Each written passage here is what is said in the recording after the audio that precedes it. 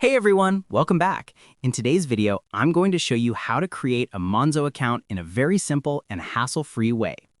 First, open the Play Store or App Store and search for Monzo.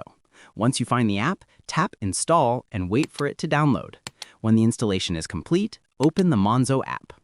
On the home screen, choose I am new to Monzo. The app will guide you through everything, so just follow the on-screen instructions. You'll be asked to enter your email address. After typing it in, open your email app and click the verification link Monzo has sent you.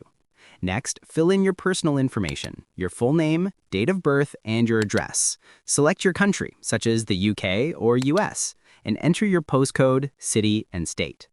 After that, type in your phone number.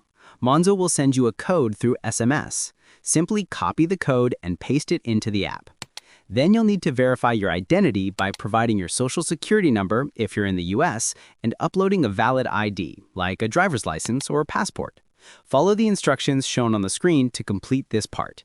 And that's it. Your Monzo account is ready. It's quick, easy, and secure. If you enjoyed this video, don't forget to like, comment, and subscribe for more helpful tutorials. Thanks for watching, and I'll see you in the next one.